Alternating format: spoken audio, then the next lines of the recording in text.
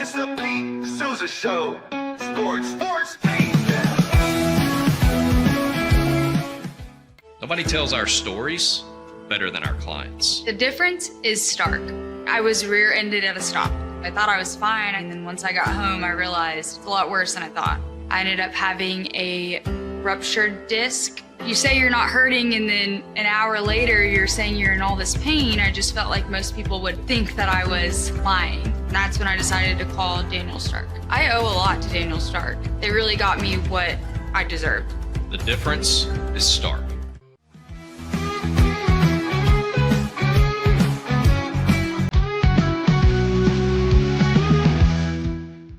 We definitely love our relationship and love Extraco. It's been an amazing experience. They made the PPP process easier. They were reaching out to me saying, what can I do to help you? That made a huge difference because my stress level, when we shut down, to afterwards was night and day. Our experience with Extraco has been phenomenal since the very beginning, so we love Extraco.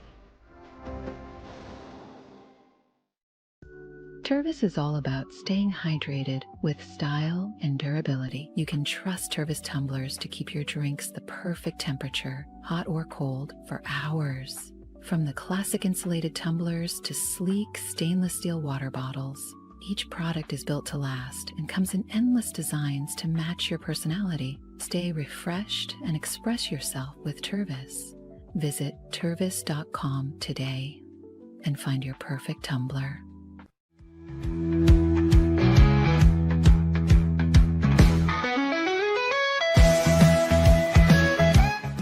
Since our founding, we've been revolutionizing hair removal with cutting-edge technology and a commitment to empowerment. The U-Like Air 3, launched in 2023, ushers in a new era of sapphire ice cooling technology, offering nearly painless hair reduction in just 3 weeks.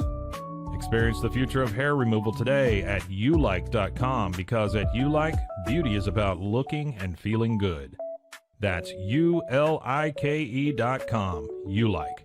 With Ease US, make studio quality voiceovers for your videos online in over 149 languages and dialects, featuring 468 natural AI voices. Customize the volume, mood, and pauses to perfectly match your content. Plus, capture high quality videos with no watermark. Record your screen, webcam, and voice, and save them instantly to your computer. Never been easier to create professional grade videos and voiceovers. Try it today at easeus.com. That's EASEUS.com.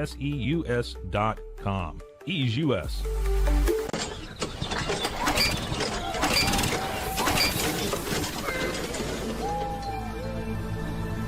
Just use AmpPace.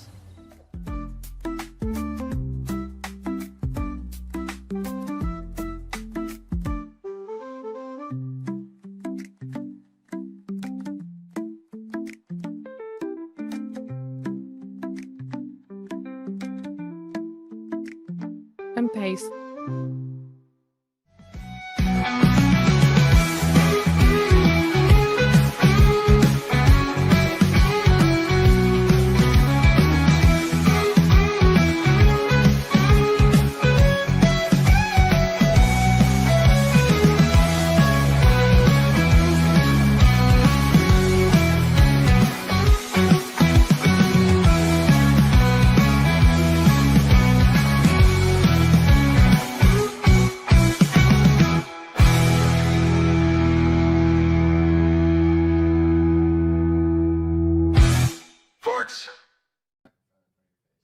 It is the Pete Sousa Show. We're taking care of a little house cleaning here as we start up, as there is so much going on in the world of sports today. Of course, I'm Pete Sousa. Scotty Swingler riding shotgun on the wheels of steel. A lot to cover today. We are going to start off with the NBA. Just an amazing, amazing game last night. And the outcome, certainly as the second half wore on, that I did not expect. The Pacers, with one of the best comebacks in NBA postseason history. There's numbers to back that up. We're going to talk about that shortly. And we're also going to welcome a member of our family. We got a boy, one of our Rogue Media guys, Kevin. He's actually the producer for the Zach Owens show. He's an Indiana guy, Indianapolis guy.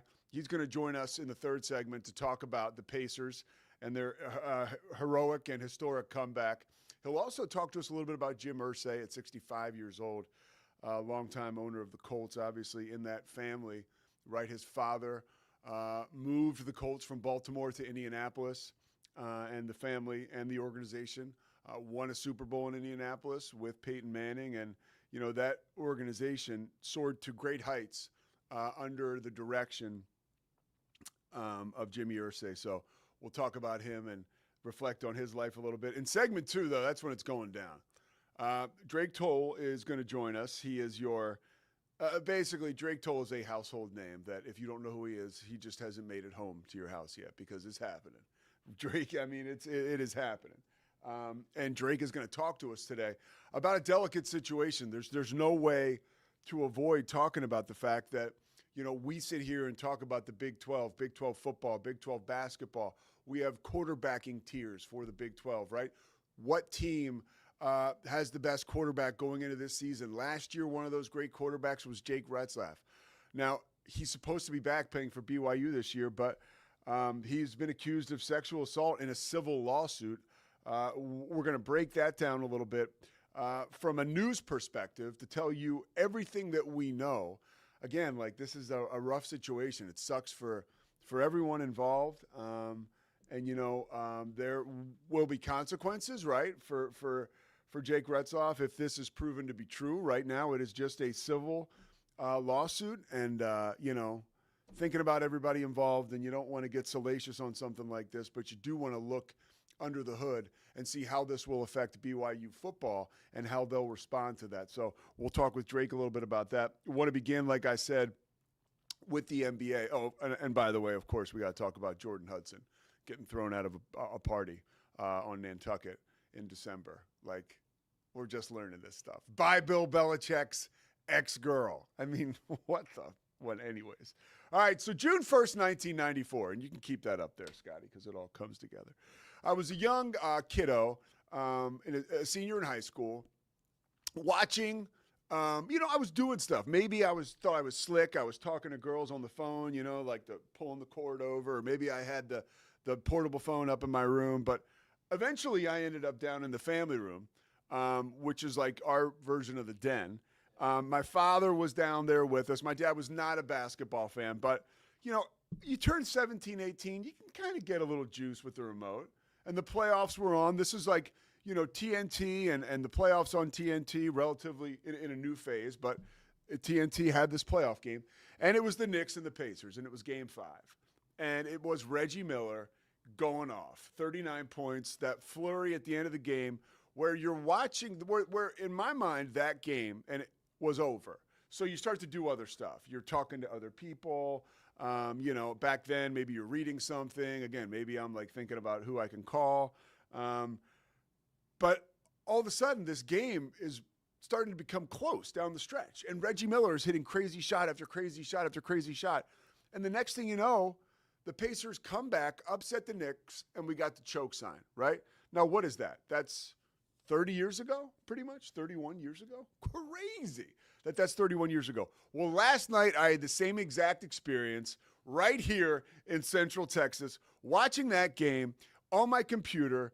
It's all but over, right? I appreciated the Pacers out of the gate. I thought they did what they needed to do, which was get up early in that first quarter. But look, nobody would fault them for a loss in that game. I mean, it's game one. The environment is electric. The Knicks obviously found their footing. Jalen Brunson just I really cannot believe my eyes when I watch him play. Especially, I say ad nauseum, you know, as a Villanova guy, I would have never, ever, ever predicted this. And if anybody else tells you they would have, they are lying. And his ability, you know, he's not even that fast, you guys. Like, he's not. Like, and Kendrick Perkins calls him Big Body Brunson because his body becomes bigger because of how he knows how to use it. He's almost like a European guard with a little more quickness. So Jalen Brunson's unbelievable. What did he have last night? 40-something points? I bet on him to have under 28. Yeah, that was pretty much out of the picture like midway through the third quarter. But I did bet on the Pacers to win. Money line. Cha-ching. So that was nice.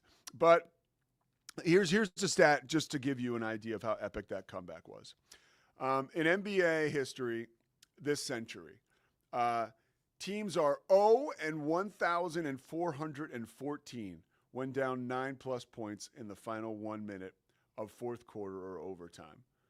That was going into last night, right? That's over now because the Pacers have done it.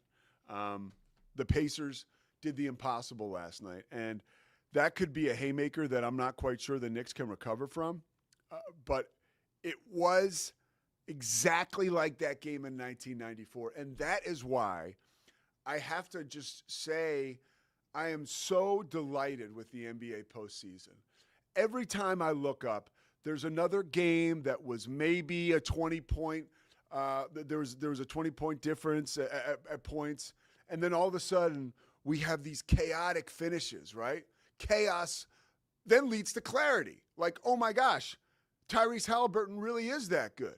I mean, that winning shot was, you could say for me, initially it reminded me of Kawhi Leonard beating the Sixers, right, in 2019, and literally ending the best version of the Sixers we have known in this post-process era, which don't even get me started on the Sixers and how bad they suck. But because after that they lose Jimmy Butler, or they willingly get rid of him because, Ben Simmons is our guy and Joel Embiid works hard. I digress. Scotty, you have been on the Tyrese Haliburton train, basically the conductor. And I appreciate you too. Since I hosted a couple weeks ago, yeah. Well, but no, but you have been, and I appreciate your sentiments too, because in a world where we open up the show and we talk about Jake Retzlaff, and of course, I want to talk about Bill Belichick's girlfriend getting thrown out of a party on Nantucket, and we're gonna have Drake on for a couple intense moments about what's gonna happen with BYU football as a dark cloud is circling or hovering over that campus in Provo. This is a beautiful story. Tyrese Haliburton, you're telling me, is as good as it gets right now. Dude, this is the best story in sports at this moment right now. I don't know how long it will be. We'll see how far the Pacers can take this little run, right? I am now actively rooting for the Pacers to win the championship because this dude, this is everything you want from your sports stars. It's what I said 2 weeks ago when he hit a buzzer beater to beat Cleveland. This is everything you want. One, in basketball, we are so judgmental of stars by the clutch. Can I show you this tweet, Pete? I want to show you this tweet I saw about Tyrese Haliburton. Tyrese Haliburton is now 11 for 12 on shots to tie or take the lead in the last 2 minutes of a game this season. This is everything we want from our basketball stars. We want basketball stars to step up and take the big shots. People rag on my guy LeBron because he's dished so many times in big moments. Yeah. People love MJ for the shot. You know, Christian Laettner at Duke, the shot. Yeah. Tyrese Haliburton is doing this now twice in these playoffs, hitting a big three to get a win for his Pacers.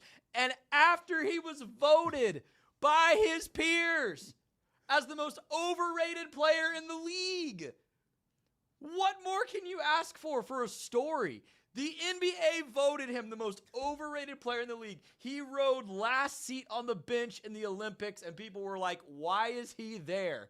And he's out here winning basketball games as a dog with his heroics late in games. It's incredible. And he's doing it with a big smile on his face. Dude, it's wonderful. This is why sports are great. Yeah. Call me overrated. Let me show you. Yeah. There's no way that Pacers roster should be this deep, and they might make it to the finals. Well, and they're unbelievable. They just keep coming at you with guys. For a lot of people, I think this is probably their first foray into watching the Pacers at length this season. Yeah. And one of the things, again, as this guy, Sixer fan, TJ McConnell comes into the game, and his impact is felt everywhere. And they have 2 or 3 guys like that, where their bench, I looked at it after the first quarter, they had played 8 guys. The Knicks had played, maybe they played 9 guys, and I think the Knicks had played 7. And that just number continues to swell. Then they got 10, 11. They come at you, and they come at you, and they come at you, and that was a wonderful example of how they win basketball games. They're never out of the fight. I mean, and when I tell you, if you weren't watching last night, that had transitioned from a competitive basketball game to another MSG party with like 3 minutes left. Right, I mean, right. knowledgeable fans were obviously like, oh, well, there's still, the Pacers could come back. But for all intents and purposes, the game was over. And I was even, I had bet the Pacers and the money line, which means they had to win the game. So I was thinking towards the end of the game, oh, well, I'm definitely going to lose, but maybe I should have taken the Pacers plus 4.5 because now it's going to get interesting with that. Like they cut it to 5 with like 45 seconds left or 40 seconds left. I was like, oh, wow, this is interesting. I think they cut it to 5 with 35 seconds left. And then they got another turnover, hit the 3, cut it to 2. But like I that was one of those things like, is this happening? And in typical fashion, I love when the tidal wave of momentum is too much for the opponent. That comeback was so great that I knew going into overtime, the Pacers were going to win this game. Like there was like, it was just a matter of getting through the logistics of those 5 minutes. I was so impressed by that team. Now, I'm super impressed by the Knicks too. We can say it all the time, choke job by the Knicks. No. That was an unbelievable effort by the Pacers. Just unbelievable. Yeah, but Haliburton not only having the alpha to take that shot, but then to dribble back. We've talked a lot in the last couple of weeks about the choke. Healthy ego of athletes. The healthy ego moment to like immediately celebrate with the choke. Oh my God. It's I don't know how you can't I don't know how you can not root for him. 31 points for Haliburton, 11 assists. Let's clean up my Brunson mess. 38 points for Jalen Brunson. So something I didn't get to say in 43 minutes of play. Go ahead. No, I was going to say something I didn't get to say a couple days ago when we were talking about these matchups. This next couple weeks is going to anoint the next guy, in my opinion. You've got 4 young stars. We've had these conversations recently. Who's the American basketball player face of the league? Yeah. Right? Like, is it Anthony Edwards? Tyrese Haliburton could go from being voted most overrated to, I'm projecting. Yeah, no. What if he goes to finals MVP, has hit multiple game-winning shots to get there? And look. Superstar, dude. It's awesome. It's the best story in sports. You bring up a great point because we could be this is a passing of the torch moment. I mean, we have brand new stars now in the NBA. Brand new stars. Like, as much as we want to hang on and love on LeBron and love on Paul George Steph Curry and James Harden, like, the window is closing fast for those dudes. Draymond Green, take your pick. And we have a new league, a new league of extraordinary gentlemen who are looking to take this league, take it by the lapels and grab it and say, I'm in control now. And Jalen Brunson certainly seems like he's on a mission to do that. Anthony Edwards as well. We'll get to see him tonight. Shai Gilgeous, right, winning the MVP yesterday. It's an exciting time for the league. Who would you, if you had to put, if you're Adam Silver, who do you want to emerge out of this group of the 4 guys I just mentioned, right? And be the guy that can be the face of your league. I think purely from an optics perspective, it's Anthony Edwards. I agree. I think he's Shai Gilgeous-Alexander is incredible, but he is just not fun to watch play basketball. It's kind of exhausting watching him do what he does. Yeah. Anthony Edwards is like the charismatic, don't I give don't a care rip about anything else. Yeah. Crazy dunks. Like, he's fun to watch play, right? I hate doing the comparisons to Jordan, but he's the closest right now. It's like he's the Jordan-esque personality, take over a game, guard. Yeah. Like, I think that from an optics perspective would be financially a good idea. Like, I think that would be good for the NBA. But at this point, like, again, I think it's just too good of a feel-good story for a guy to be last on the bench of the Olympics, voted most overrated in the league, to lead Indiana to its first title would just be that's a movie. Write the movie script right now. Like, yes. That is insanely awesome. And it really would be. And I hope they let his dad back for some of these games because the roof would just come off that place. and honestly, that's another window into Haliburton and how cool he is. he really handled that tremendous. Like when his dad, basically they put him on ice, and he was like, yo, my dad shouldn't have been doing that. Right. All right, great NBA talk. We've got the legend, Drake Toll, standing by in the bullpen. He doesn't warm up because the guy stays ready. So we're going to get to him as fast as possible. Take a quick break. Talk about what's going on around the Big 12 specifically. No other story today that's grabbing the top of my headlines other than the Jake Retzlaff being accused of sexual assault in this civil lawsuit. We're going to come back and talk with Drake about that. Pete Sousa Show presented by Slovaceks rolls on.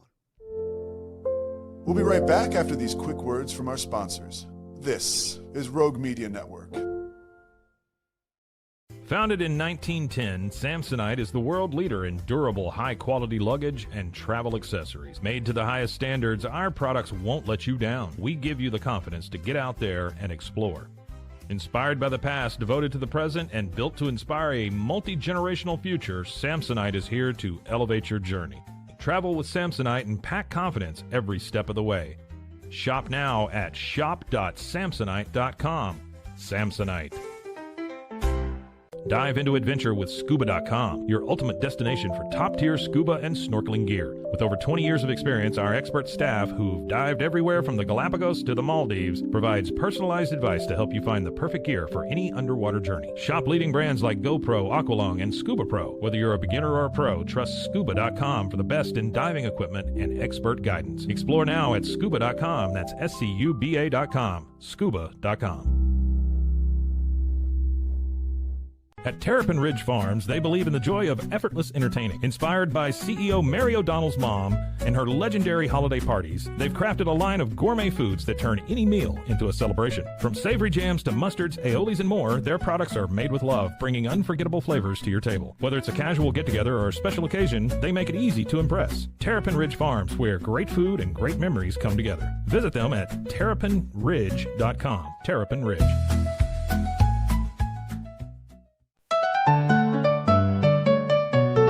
Want to turn your passion into profit? With Blogify, creating a blog has never been easier.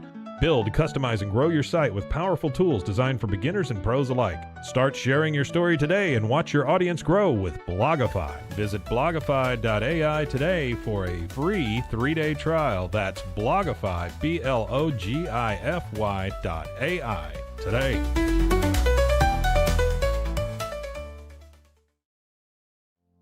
And now, back to our show. It is the Pete Sousa Show presented by Slovaceks. Of course, thanks to all our sponsors, Socorro Family Ford, D1, Daniel Stark Injury Lawyers, Crawford Austin Properties. They make it happen for us, and so does Scotty Swingler. He is on the wheels of steel today. All right, we're going to bring in Drake Toll in 1 second. Of course, Drake, nobody knows more about the Big 12, and that is the nuts and bolts. You can find him always on Locked On Big 12. You can also find him with the Party Animals, touring with the Savannah Bananas. Like, he's in your living room now, working on ESPN games. I mean, the guy is as prolific as it gets. But before I bring Drake in, I just want to put my news hat on because this is a delicate story, and I want to give you the exact details of what we know right now. And if there's anything Drake knows that's not listed here in this report, of course, we will hear from him. But this is the lawsuit that was filed in the 3rd District Court in Salt Lake County, on Wednesday, May 21st. Okay, and it's Jake Retzlaff, is listed as the defendant in the case with Jane Doe AG as the plaintiff, obviously not her name. He has not been charged with a crime. The lawsuit alleges that Jane Doe AG and Retzlaff connected over social media in October of 2023. At the time, Retzlaff was in his first year as a player in the BYU football program. In the lawsuit, Jane Doe AG alleges the interaction occurred on or around November 22nd, 2023. Retzlaff invited Jane Doe AG to, quote, hang out and play video games. The lawsuit alleges that Retzlaff raped, strangled, and bit Jane Doe AG. Jane Doe AG alleges at some point the two began to kiss, but she did not want to do anything more. The anonymous plaintiff claimed that Retzlaff continued to escalate the situation while she tried to de-escalate and slow things down. Jane Doe AG, quote, wanted to leave, but was scared and felt like she could not get away, end quote. At one point during the assault, Jane Doe AG alleges she was in so much pain that she passed out. This is tough stuff.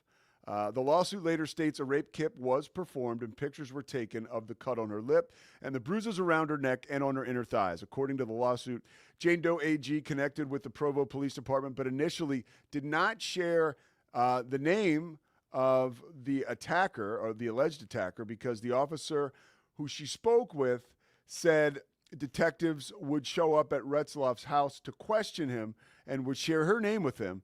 And she was scared and in shock and was not ready to confront him. The lawsuit added that at some point after speaking to police, an officer reached out to her asking for the name because someone else filed a complaint against a football player and the police wanted to see it if that was the same person. Retzlaff has already said through his attorney, Mark Boutte, that he is innocent.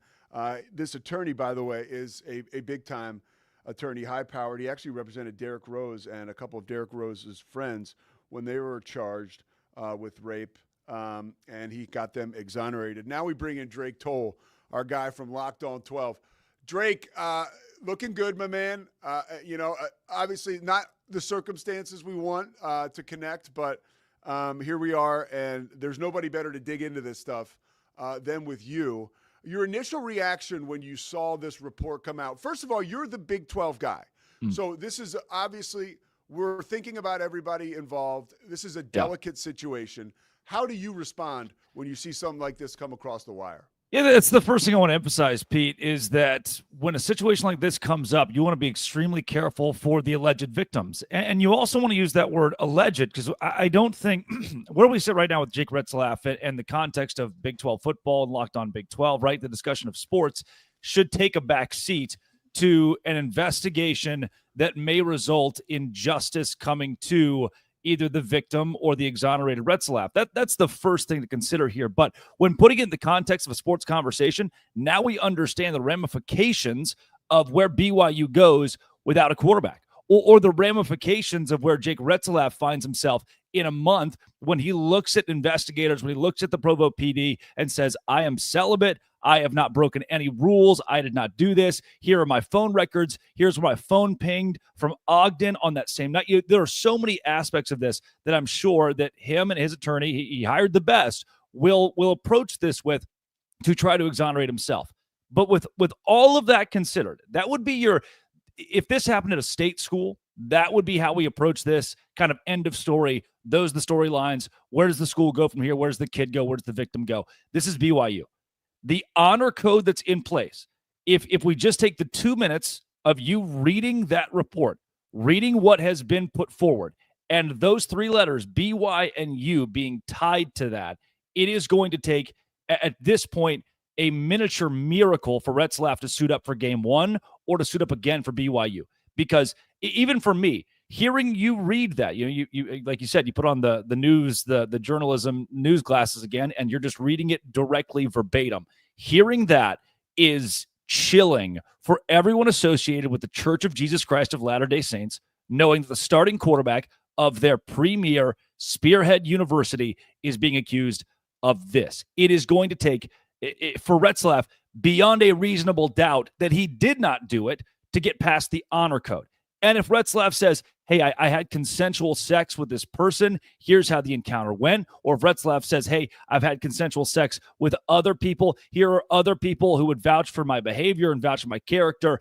And in that, there are further honor code laws broken. He will not play football for BYU next season, or he will at the very least be suspended. You'll remember back the Davies case, 2011, Jimmer Fredette. One of his teammates was caught having premarital sex. And when he was taken out of the NCAA tournament. He wasn't able to play in March Madness to the detriment of BYU basketball. They don't care about the sports thing when situations like this arise. They don't care that he's the starting quarterback for BYU football. He could be a backup corner. He could be a backup on the men's volleyball team. When these accusations are put forward, it is now up to Retzlaff to prove that he did not break the honor code, much less prove that he could be exonerated in a civil case. There are a lot of layers to unpack with this one. Again, I want to reemphasize, my first thought is with the alleged victim and handling this with care publicly as she battles this with her family, her camp, and then from there, everything else that unfolds kind of is all wrapped up in a bow tied by the honor code.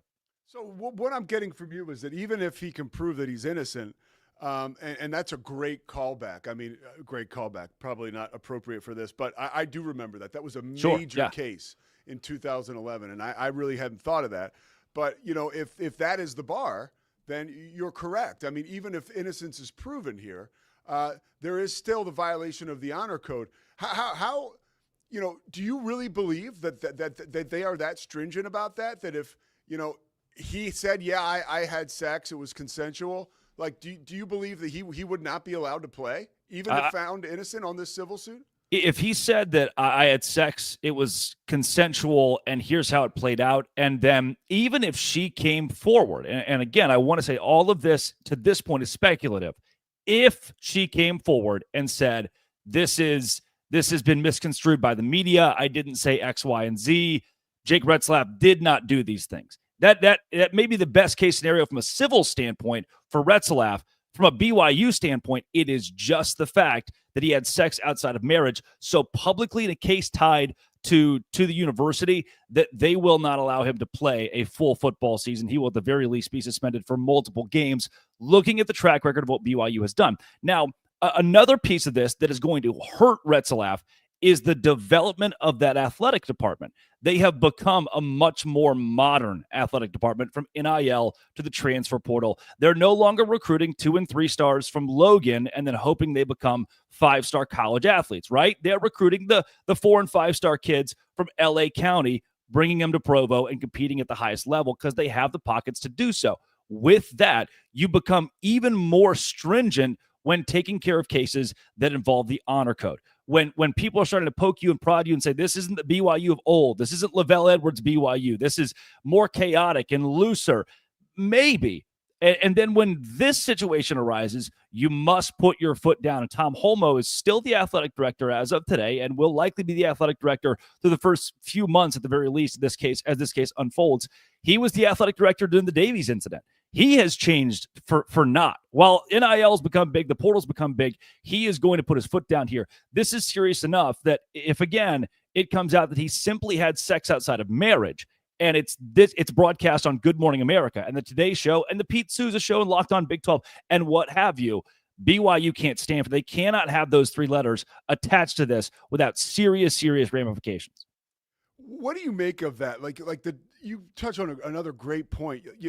This thing is taking off like a rocket ship, BYU athletics. And you and I both, I just adore the fan base, all over the country. BYU fans are just some of the best. And you hate to see this happen to a program or an athletic department of that ilk, but this kind of stuff happens. I mean, it does. If you are playing with the best of the best and competing on the highest levels, this stuff, unfortunately, will rear its ugly head once in a while. How long do you think, or how short is the leash for someone like Retzlaff? Do you think they just could turn the page and move right on, to a guy like Tiger Bachmeier or someone else? You may have to. And in that event, I think that BYU would do what Baylor did, very similar to Baylor in the wake of 2016, and that's, we took care of business, we're done talking about it. If you go to an administrator at Baylor right now and say, hey, I want to talk Patrick Dennehy, I want an interview with someone from Baylor to talk about the Patrick Dennehy, Dave Bliss case, you will be blocked on all fronts. It will not happen. And that would be the response from BYU. His name would be erased from BYU history, according to the university, and they would take no phone calls. We have moved forward with a new quarterback. We put out one statement, the player is gone. That's what it would be if we get to the extreme in this case. Retzlaff would be gone and BYU would not bring it up. Now, on the contrary, the Provo Police Department released their own statement as they were accused of telling the alleged victim not to report this or to put it on the back burner. I can't remember the exact verbiage, but they say that their records have a case on November 27th of 2023. While they cannot confirm it's the same case, they've corroborated enough of the information to believe that the phone call and report they received from the woman with initials AG gave similar accounts. She was issued courtesy and care. Evidence was collected and examined, and this is a direct quote from the Provo PD. It revealed no actionable investigative leads. Our victim advocates followed up several times to offer services, but received no response. Because the civil suit does not identify the victim, we cannot be certain our police report is the same incident referenced by the plaintiff, but it does seem likely given the information we have. So if there's anything, it was very serious the way that we opened this, as it should be. If there's any reprieve for someone who thinks, hey, if the worst case is he's erased from BYU and we never hear from him again, the best case is that Provo PD is able to prove that this is something that either is misconstrued or doesn't have Retzlaff's name directly tied to it, and from there, he can suit up this fall. He was a special player for BYU. The kind of guy that just the ball bouncing the right way for the Cougars so many times last year, which led to that magical season, right? He was the maestro all year long. When you look at their depth chart, and it's really tough to transition, but, that's what we do. It's tough to pivot. But to the football field, how are they equipped to go forward if Jake Retzlaff can't play next year? Yeah, I think this is a BYU team that doesn't necessarily have to rely on the quarterback position as much as others. I'm looking at Baylor, and if Sawyer Robertson goes down, the trajectory of that season changes dramatically. I look at BYU and their late comebacks, and certainly Jake Retzlaff was in the middle of those and helping lead fourth quarter drives. The defense of BYU is where the money was made. It's where the BYU was able to win those games and come back in those games, creating turnovers, scoring via special teams. That's where the Cougars are going to excel, even if they move to Bachmeier at quarterback. If that's the case, I think they are old enough, they are well-equipped on the front line to have a younger, more inexperienced quarterback or less experienced quarterback step into a role and feel comfortable. Retzlaff never had to be a hero, never had to be a superstar. He was not Shedeur Sanders. He wasn't even Sawyer Robertson. And if he's out there this fall, I am confident he will have developed into a quarterback that helps BYU win again. I just don't see that position being as important for BYU as it is other Big 12 teams that move into their year with elite quarterbacks like an Avery Johnson who can do it all, or a Rocco Becht who's become a young star at Iowa State. And Pete, to double down on how you began the question, it's a hard pivot, but there are legal podcasts, there are legal shows and news reports and articles and blogs that will handle the legal aspect of this. For us, it is something like Locked On Big 12 in the context of football, in the context of sports. There is a point where you say, okay, how does the football team, how does the greater whole move on in the wake of something like this? A couple more questions while I got you, because I'm just delighted to have you here with me. Again, of course, Drake Toll, Locked On Big 12. So what I take from what you're saying, which is an illuminating point you're making, this is more jarring to BYU, the institution, than it is to BYU, the football team. For sure. And part of this will be the locker room chatter. Part of this will be opposing teams that walk into Lavelle Edwards Stadium with signs and posters their fans do that have crass things written about the Cougars or Jake Retzlaff. That's a massive piece of this. But the biggest overall is BYU, the institution, because of their connection to the Church of Jesus Christ of Latter-day Saints, because of what they represent, they have a higher calling. And again, as one of the fastest growing faiths in the entire world, any black spot on that, any mar on that is tenfold compared to what it would be at your typical state school or a different Big 12 school. They are not just affiliated with the LDS Church in the same way that Baylor may be with the Baptist Church. They are funded by the LDS Church. They want to make sure that, we talk a lot, and this is maybe a crass example, but it hits home with those in Waco. David Koresh, right? Oftentimes, when you hear Seventh-day Adventist, you think, David Koresh. There's a major event that really pings you, and that's your first association, not love and care and the other things that these faiths want to be associated with. It's this PR nightmare that occurs. And while PR is the last thing that we really are thinking about in this case, for BYU, it's one of the first things you consider, public image. And it should be, as you want to maintain a place of love and care and a place that commits to faith that so many fans and even you and myself have seen from them when we're on site in Provo or interacting with BYU fans. They have to. It is part of their DNA. They have to uphold that no matter what it takes. And in a situation like this, when these headlines have BYU considered in them, that's a major, major issue for the university. It's a bummer to see it anywhere. It's a total bummer to see it at BYU. Brian Santiago, new athletic director. Yeah. Does this appointment, does this, in your mind, change anything, the way this will be handled by the school? You mentioned outgoing athletic director will probably be governing this situation, but how involved do you think, a brand new AD like Brian Santiago will be?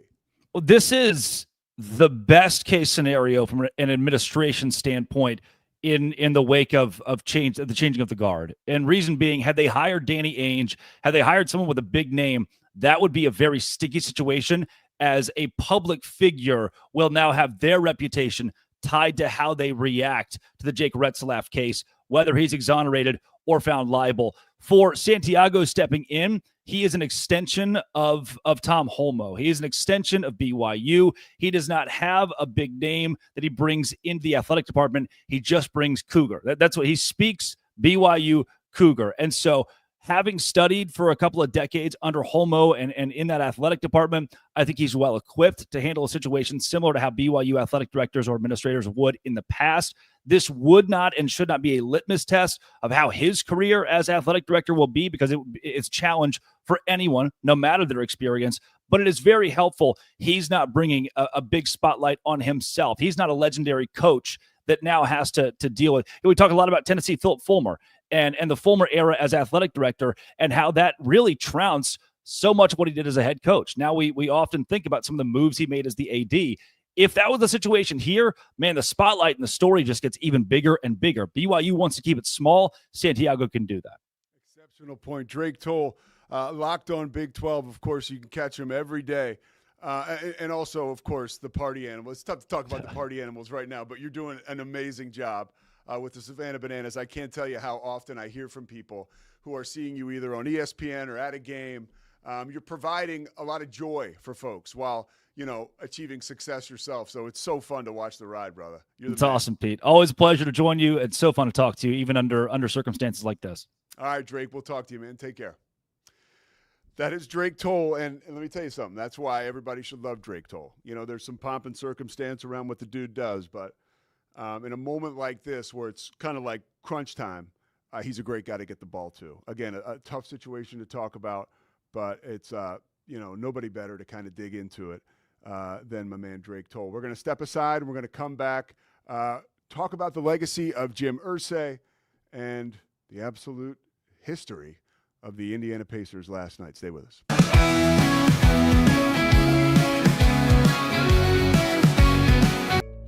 Did you know nearly all stock price changes of 10% or more result from a single news headline? These news catalysts create trading opportunities every day. All you need is a little help to reach out and take them. It doesn't matter if your investment budget is small or big. All you need is Benzinga Pro and its powerful news alerts, price tracking, and portfolio monitoring. Subscribe now, and we'll skyrocket your portfolio today.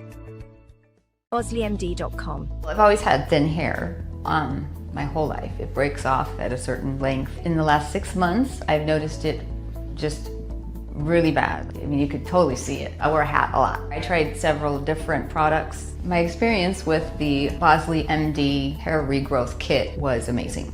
It was easy to use. It let me take off my hat. I could go in public and have my picture taken and feel normal again. OsleyMD.com. Golf Partner, the world's largest golf store network, offers more purchasing opportunities than anywhere else. With a dominant market share and a wider selection of quality secondhand golf clubs than our competitors, we make it easy for you to enjoy the game with affordable, top-quality equipment. Join us at golfpartnerusa.com and discover why we're the trusted choice for golf lovers worldwide.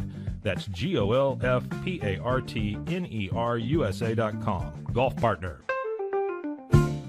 Since 2003, Bluehost has been empowering people to harness their brands online with innovative web hosting solutions. Trusted by over 2 million users, we're the longest-running WordPress.org recommended host. With Bluehost, you get a safer, better web experience, supported by the world's most popular site builder, and backed by our commitment to open source projects. Visit Bluehost.com today and take your website to the next level.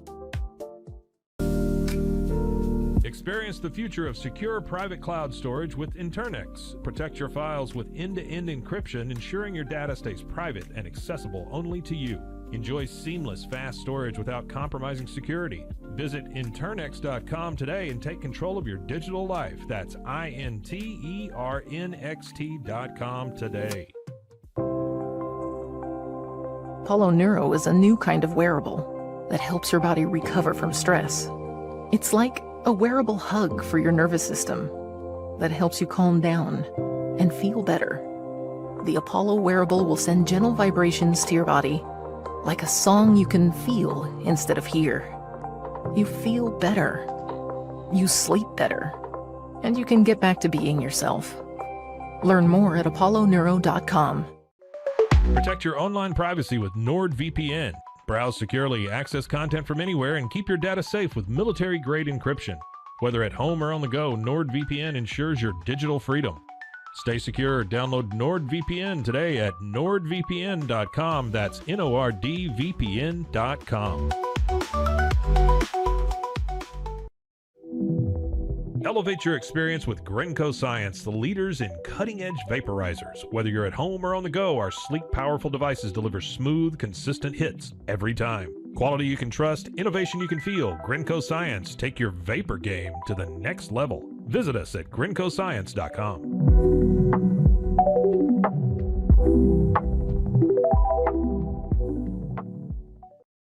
It all began with a simple idea, cutting handles off old ski sticks to create better pull-up bars. This sparked the creation of the revolutionary Engels 90 handles. After testing over 70 prototypes with 300 athletes, our patented handles were launched in 2018.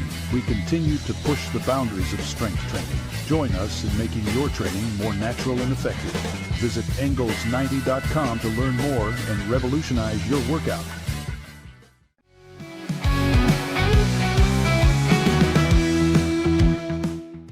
Pete Sousa Show rolls on. We look to lighten things up a little bit here, and we can do it talking about the college football playoff. This is a report that was just issued by Dan Patrick on the Dan Patrick Show surrounding the college football playoff. And the quote is, look for the college football playoff to adopt straight seeding for the upcoming 2025 season and to be expanded to 16 teams for the 2026 season. This is the quote. One thing is clear. College athletics is about to undergo an extraordinary, monumental, and complicated change once again. That was from the source that Dan Patrick trusts enough to share this information, that it may come to fruition. Scotty, you're not happy about this. By the way, we got Kevin Hall waiting in the bullpen. We're going to get to him in 1 second. What's your feeling about this? It's the era we're in. And maybe I'm get off my lawn, old man, about this. I value the conference structure of college football so much, and I really valued that this first iteration of the playoff rewarded a conference championship. I loved that, to be honest with you. Well, we went back and forth on it a little bit when it happened, but you know, I think Arizona State proved they belonged in that 4th seed. Like, I know they lost, but like, I don't love that implies that like a Big 12 champ that has 1 loss could end up being the 10 seed because we just have such a high valuation on the SEC and the Big 10. Yeah. I don't like that. I don't like that. I miss regional college football. That's a 15-year-old thing that's gone now. We've talked about that. But now it's like, okay, let's keep devaluing conference championships. What's the point of winning your conference if you could end up being the 12 seed? That Saturday was so much fun last year. I mean, that conference championship Saturday, there was so much on the line all over America. Yeah. And you know, I'm not so sure about this. I think to what you're saying, it's just it's more. It just feeds more into the Big Ten, SEC. Yeah. My other reaction immediately, and then I know we want to talk to Kevin about the Pacers. He didn't see me freak out earlier. I don't know why we expand to 16 teams when almost none of the lower seeds who got in this year proved they belonged. Yeah. Arizona State looked pretty good. Clemson played a good half. But, like, those other lower seeds got demolished. Like, I was riding Indiana. They got whooped. Like, SMU got whooped. I don't know why we need to add more teams to this thing. I'll tell you what, I just had a light bulb moment, and I'm always like sort of like hesitant to like bother people with big requests, but we got to try to get Mac Rhodes on. I mean, he is part of the college football playoff. He's the chair of the college football playoff committee. He's going to be making those calls this fall. We know him a little bit here. He knows Pete Sousa and the Pete Sousa Show. We should try to get Mac on to, wax poetic about the exciting Baylor football season and, of course, talk a little bit about the college football playoff and the changes. All right, right now we're going to talk about the Pacers. Kevin Hall, my man, what's happening, brother? Not much. How are you, Pete? Dude, you got to be doing great. I mean, last night, I know you had to wake up early this morning to produce the Zach Owens show over there at the backyard. Yep. Did you watch the entirety of the game? Absolutely. I have learned to never lose faith in this team. When Hallie hit that tire, we thought it was a winner at the time. My son, who does the show with me, jumped off the chair, did a lap around the kitchen, over the couch, tore up his ankle rolled his ankle on the couch, flipped the channel because he was just so beside himself excited. It was incredible. So are you from where are you from? I'm from Indianapolis originally, moved around to different places and landed here in Waco. Oh, man, it's great. Same as me. I bounce around a lot. I'm so happy to be here. Call Waco my home. Tell us a little bit about your show. I've heard it. I've watched it. It's really good. A lot of Colts. Give people a window into what they can find. Yeah, we started with the Colts. My wife suggested that my son and I talk so much Colts, we should just start recording it. So 3 years ago, in the awful 2022 season, we started recording, and we did a whole bunch of Colts stuff. And then this season, with all the Pacers and the hype around the Fever, she was like, maybe you guys are covering the wrong team. So we decided to expand it and dip a little into all of the Indiana professional sports and kind of see what happens. So, and then this happened. So yeah, this happened, and when you watch this team, a lot of times, or a lot of folks around the country, this is their real first look at this Pacers team, right? Yep. Because they're on the big stage or playing the Knicks, at the Garden last night, just an electric atmosphere. People, I think, still don't understand the depth of the Pacers team and how they just keep coming at you and coming at you. Was last night's win, was that like a signature Pacers win? That's kind of how they've done it all year long in tough games like that? Yeah. Once again, they're down early. They cut it to 7 at half. They cut it to 3 at the end of the third. And then somehow they're down by 17 in the fourth quarter. And, my son's freaking out, right? He's, this is terrible. And then they start to mount the comeback. You had McConnell inject some energy in the second quarter. You got Hallie still doing his thing, which includes scoring, but also distributing. And then Neesmith just starts going off, and Nimhart is hitting stuff. And then in the OT, Obi Toppin goes off on his old team. It's death by 1,000 paper cuts. You don't know what's coming at you. And this was just game one, which I understand the Knicks can come back, but the Knicks only roll with 7 and the Pacers roll with 10. And you never know who might be the death of you at any moment as they continue to run up and down, up and down, up and down. It's crazy. Dude, Toppin, I thought, and a tip of the cap to their energy and resilience was that dunk he had at the end of the game. It's like, it felt like the Knicks were sort of standing in cement and he was just this human pogo stick. And it was like, okay, yeah, it was very clear. Because even going into overtime, I felt like the momentum was so on the Pacers side. I bet the Pacers last night, money line. I mean, come on, that's a fun win. Yeah. And really, it was one of those games where I gave up on it. Like, I was like, whatever. I kept it on. And then all of a sudden, it's like, whoa, what do we have here?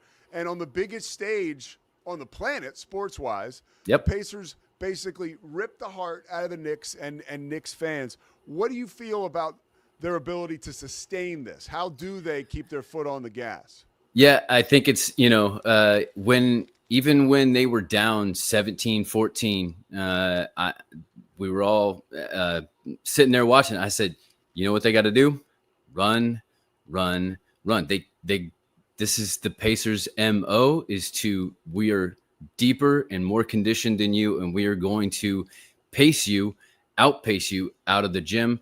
And, it's still the Garden, which is laughable to me as an Indiana boy that it is referred to as the Mecca, because we all know that they didn't make a movie called The New Yorkers about a basketball team. They made the Hoosiers for a reason, because that's where basketball lives.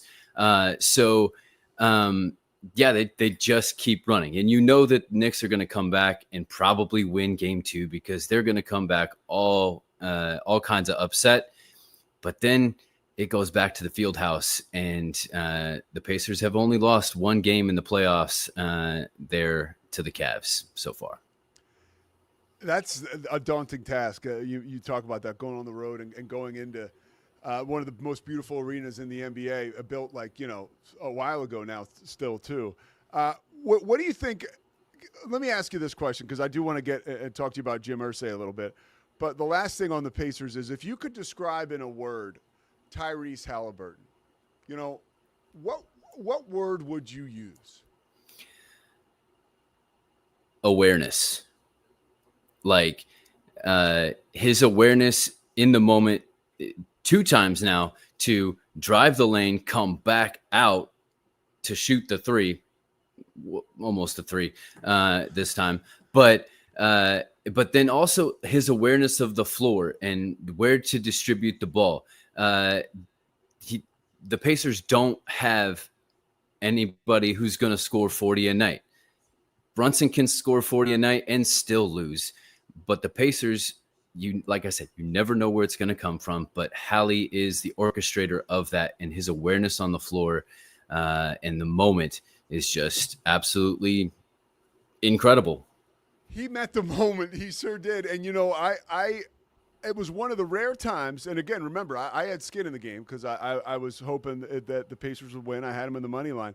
Yeah. When, the ball felt like it was complete chaos for the Knicks at that stage in the game. I mean, they couldn't inbound it. When they did, it was kicking out to half court. Like, oh my gosh, there's the ball. Like, are the Pacers going to grab it? No, the Knicks did. It felt like the Knicks were completely discombobulated. On the other side, like Haliburton, that ball was like a yo-yo for him at the end of the game. Even in traffic with time winding down, that was so clutch, in my opinion. Like, just ice water in his veins to be able to have that awareness you're talking about, to find the line. Just so close, almost had a 3, but it went in anyways. Yeah, that's a great point. All right, let's talk about a sad day yesterday for Colts fans. I actually love old school football and NFL films. So, the Irsay family, notorious for a while. I think Jim Irsay took that notorious label and kind of changed it to outlaw, right? Which was pretty cool. Oh, yeah. Yeah.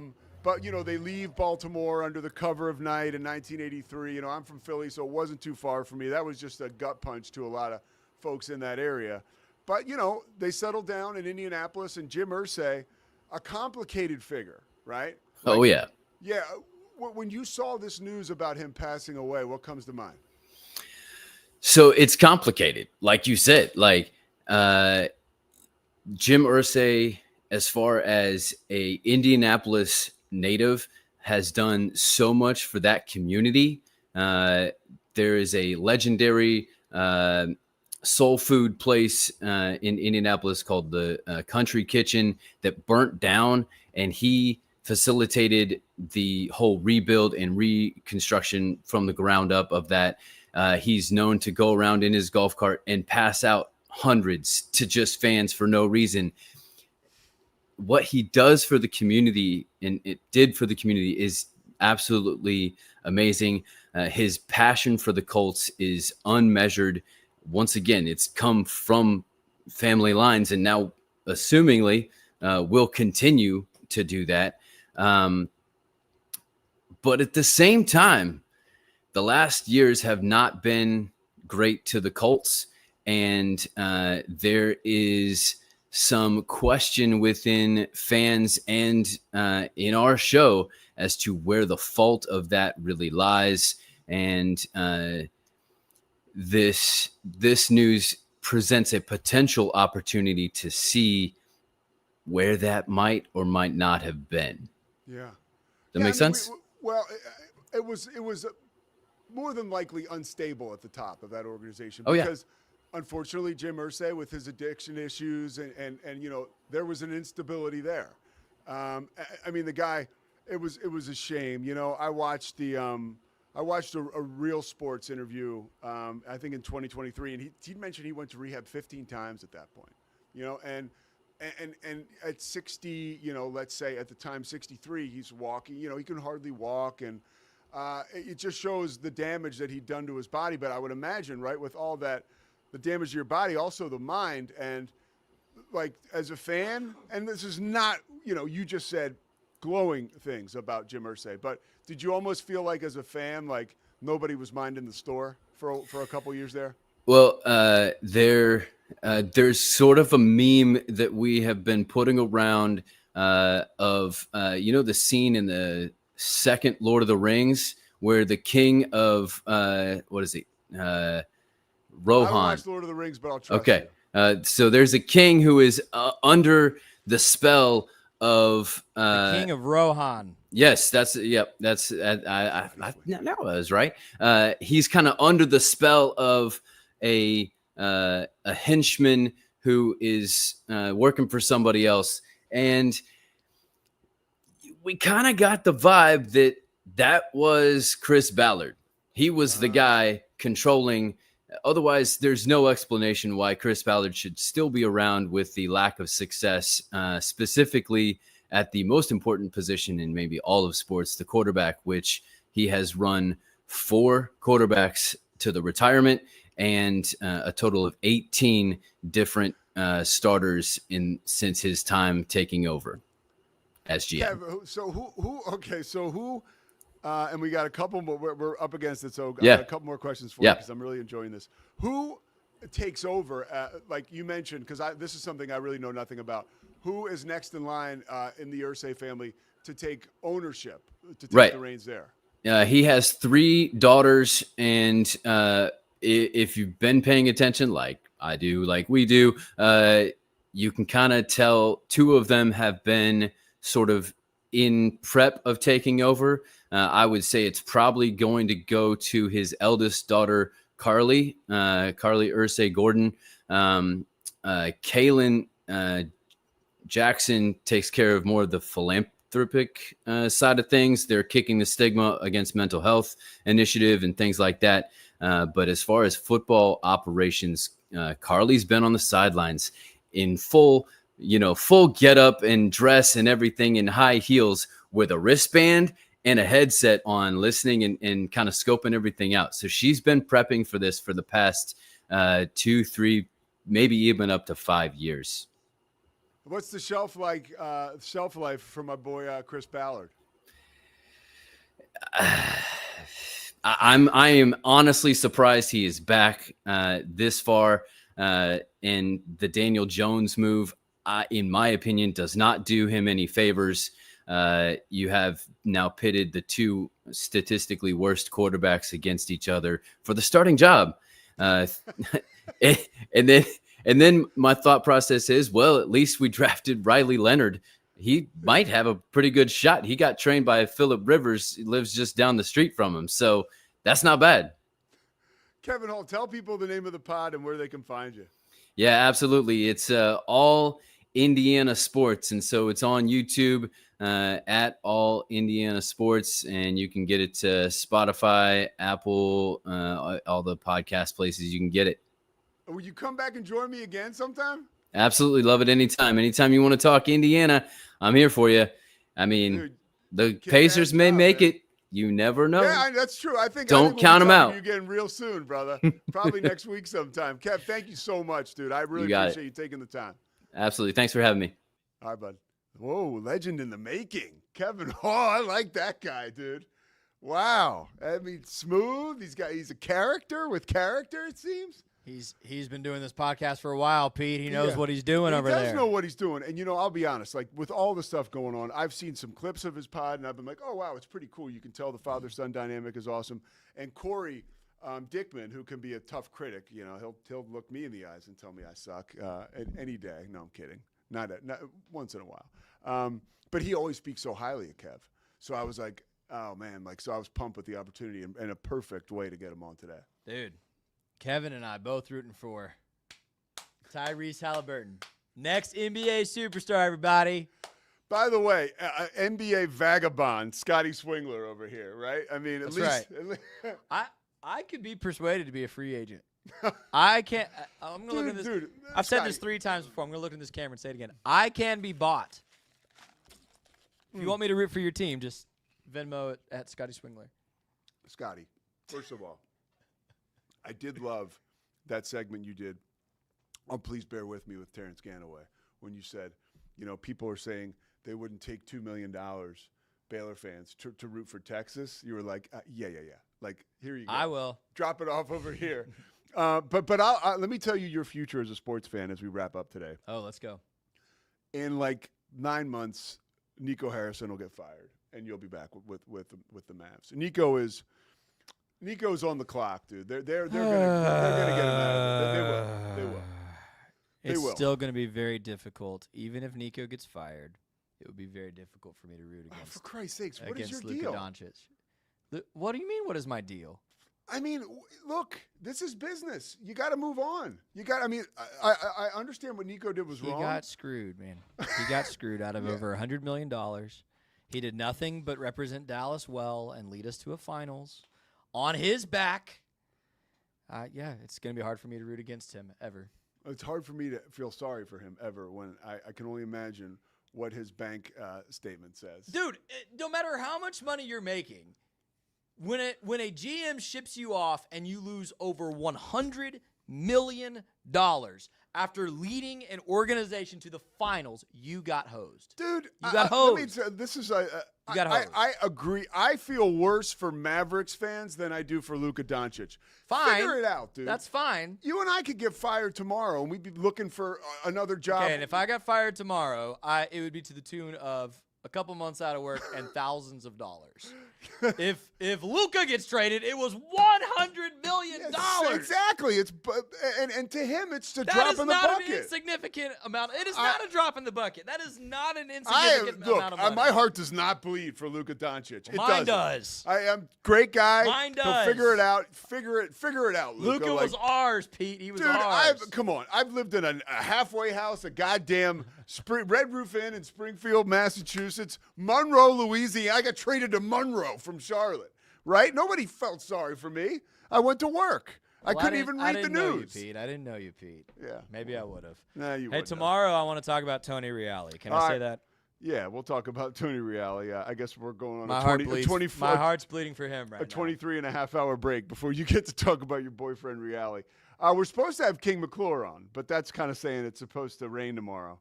We're like 60% chance. So we're hoping for my guy, and he is my guy. He's my friend. King is the kind of guy like I'll send him a text. I'm like, dude, like, can you do because he's the sweetest, nicest guy. Like, oh, my bad. Yeah, I can do it. Can we do this? And then because when King needs something from you, he'll hit you up right away. Hey, can you give me this? Yeah, sure, no problem. Yeah, I adore that dude. I love that guy. He's kind of like a little brother. But, yeah, hopefully we'll have him on tomorrow. I'm going to have to light him up later on this afternoon to see if we can lock him down. In the meantime, have a great rest of the day. The Pete Sousa Show. I'm going on Cam Stewart's show a little bit to talk about Bill Belichick. So if you want to check out the Cam show, you can find me there. We'll see you tomorrow. It's the Pete Sousa Show. Sports. We definitely love our relationship and love Extraco. It's been an amazing experience. They made the PPP process easier. They were reaching out to me saying, what can I do to help you? That made a huge difference because my stress level, when we shut down, to afterwards was night and day. Our experience with Extraco has been phenomenal since the very beginning. So we love Extraco. Nobody tells our stories better than our clients. The difference is stark. I was rear-ended at 70 miles an hour. I was injured, had a concussion. The insurance company, they delayed. They were playing games from the initial conversation. They weren't going to help me. The biggest thing I learned through this is that you can't go through this alone. I called Daniel Stark. They were going to help me, and everything was going to be all right. Daniel Stark got me 10 times the insurance company offered. The difference is stark.